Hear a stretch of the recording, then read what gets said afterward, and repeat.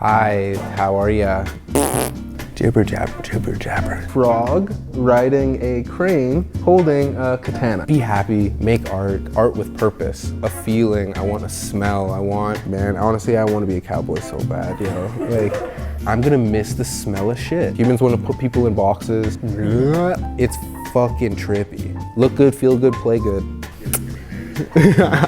You have to like get up and get what you want every single day.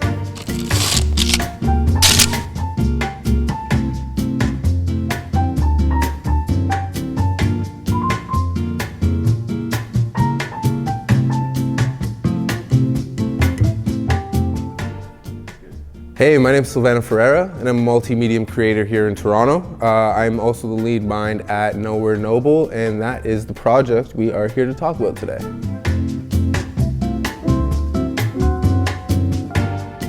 Kind of like the whole idea behind Nowhere Noble was to give myself a platform to just tell people a little bit more about me without necessarily telling you the whole story. It's a little bit more than a brand in the sense where I don't want it to just be a piece of clothing. I don't want it to just be a print on a wall. The way the fabric feels, the science behind the fabric, the stories, like where the fabric has actually gone. I want you to just have a piece of me. And whether you like it or not, like, it is what it is. This is where, like, I guess this is gonna get a little deep, a little ethereal. So like, I recently lost my dad, and I was present throughout that whole experience, like death, you know?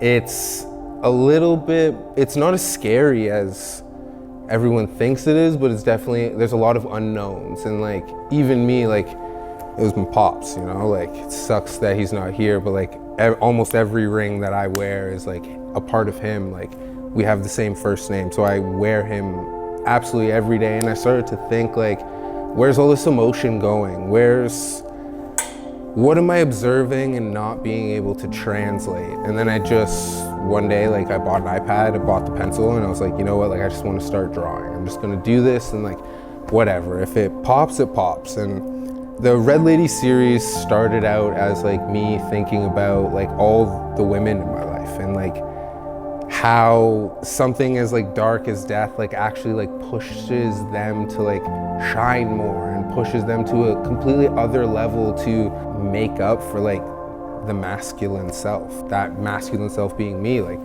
it sucked. And like, I had these women around me like literally bleeding their hearts and souls out, like trying to keep it all together and like be whole and keep everybody whole. And that was just kind of like an ode to like them, their battles. How can something so beautiful go through such a hard time? How can something so beautiful like be beaten up every single day? Like, day in, day out, there's always some shit they gotta deal with, you know? And like, this is just the beauty behind that.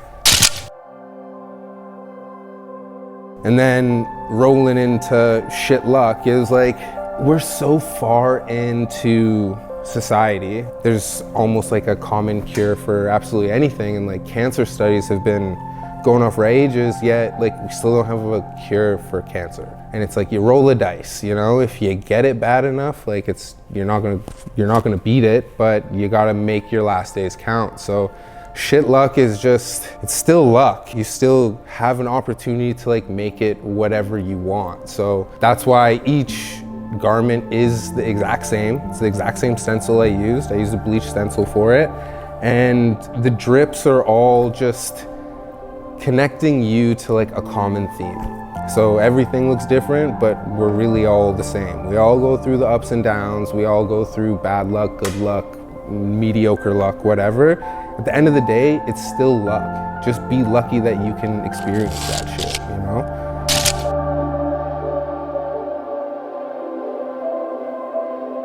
And then like moving into Smokers Club, it's all based on vintage cigarette packs. There's like a historical reference behind it, and they're all from like the eras in which my dad was alive. It was me documenting like my pain through 5 stages. Shit, like, I used to smoke, you know what I mean? And it goes like, you start out, it's like, oh, I'm the rebel, and like, it ends up like it actually crippled you in the end, you know?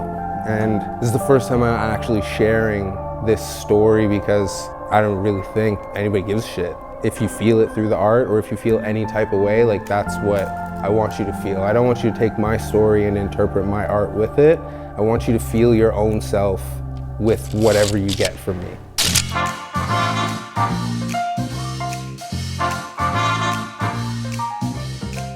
Film, classic cinema, Tarkovsky, even like the early Hitchcocks. I love brutalist architecture. I'm making food and I'm like cutting everything like huge chunks, and it's like brutalism fucking dope, you know? Feeling, like a lot of looking inwards, tattoo, like I have like a tattoo background in like drawing, like I understand it very well. With those references, it's like the same design can be done a million ways and like you can put your own flavor in it, but I'm trying to reverse my thinking and go a little bit more emotional into everything. I want to feel an urge for something. I want to feel drawn to do something, and if it's me like throwing paint or punching a hole in a canvas, like why not, you know? It's like a part of me that I need to express and I need to find. Like really this whole project is just me finding me. Okay, so should I stand? Sure. Yeah. This bad boy over here is definitely my favorite. And so it is a frog riding a crane holding a katana. This is a little tadpole with a daisy on the belly. Pretty much I just like frogs, especially like the Japanese frogs. The no funeral pretty much like represents for me like there's beauty in death. I got this Jesus one for my mom. My mom loves Jesus. My middle name's Jesus. Jesus, it is what it is. I got this one because I thought like a good balance would be like, you know, something nice for your mom and something a little bit more radical for you. Turtle spider lady. Another kind of like trippy, like Japanese American traditional crossover. I decided to do it because like, fuck it, it's turtle, spider lady.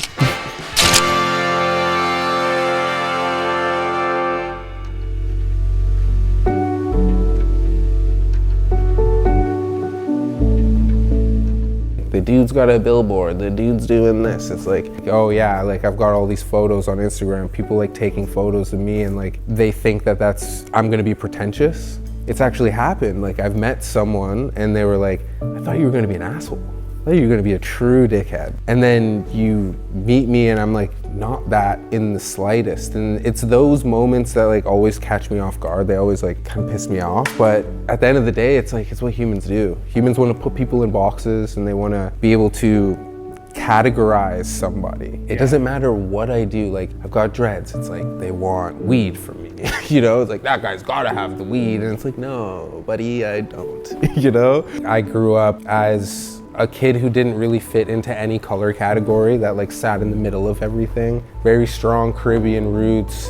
A mom that thought like the world was out to get me, and she told me it's like, it's either you look smart off the top and like don't ever have to worry about anyone second guessing or judging you, or you look like Joe Schmo and you'll never get anywhere because of the way that you look. It's a tough reality that like people of color actually go through. And like, imagine I was like brought up with this. You gotta understand where everything comes from. You gotta understand the portion that you play. And like, I should never have to feel like I'm dressing up for society, but like I do it for me.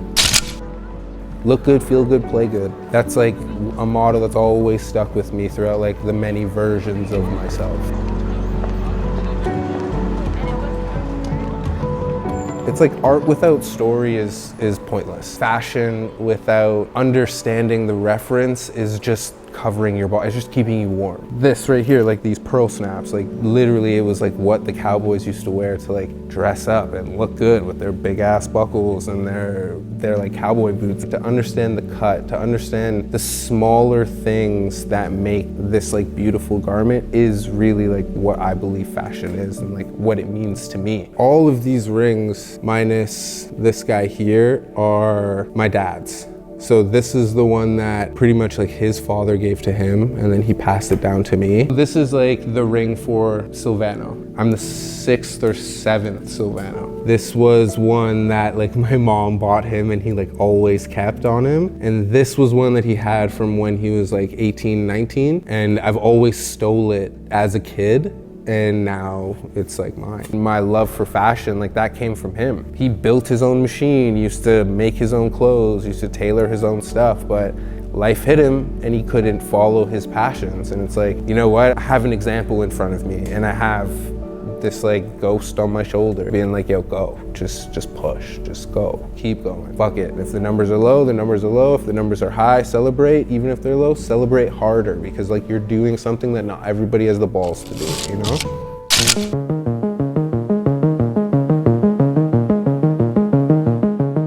Media. It's an outlet, a power, but with great power comes great responsibility. It's a powerful tool that you can use for good, or you can use it for bad, or you can just use it to use it. Social media leaves a lot unsaid when it comes to like how to like be a person within this like landscape. I think it's become such an integrated part of our life that now there's no looking back. As like shitty as that sounds to say, you know, like, but at the end of the day, it is a positive. It's positive that we have platforms that we can use in order to get our messages out, in order to be a part of something bigger, globally, internationally, and like even locally.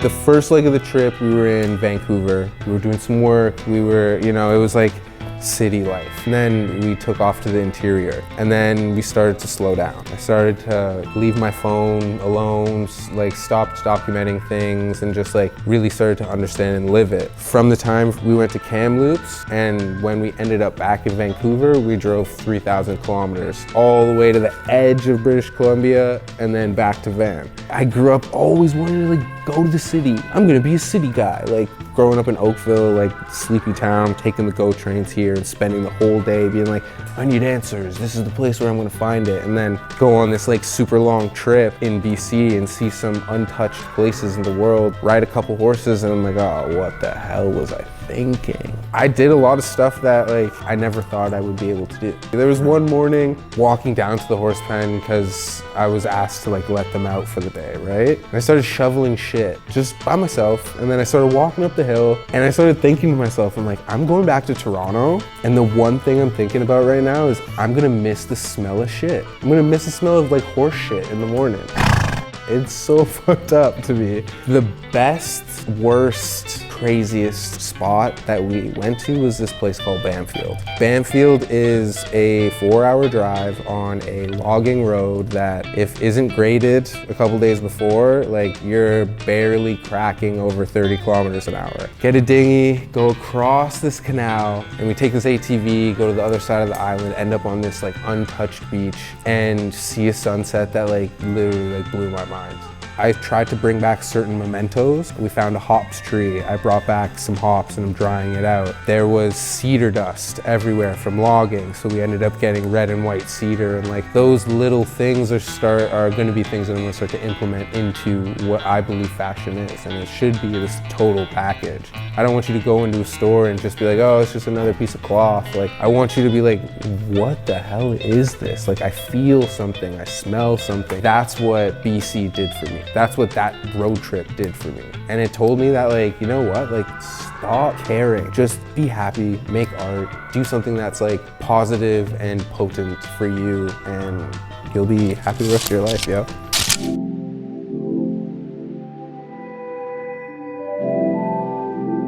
I used to be very impatient, and the one thing that this entire crazy experience has taught me is patience. And it's not patience in the fact like we gotta wait for what we want. Like, no, like you have to like get up and get what you want every single day. I've been watching this one P. Diddy clip where he just says, I'm a savage, and he just starts slamming the phone, and he's like, anything in this life I want, I need to get. So you still have to have that drive, but like to just be patient with yourself, patient with the people around you, patient with manufacturers, patient with your screen printers, patience with everything. And the more you can forgive yourself for not doing what you were supposed to do in a day is the faster you can actually like enjoy life and like get on with your shit, you know?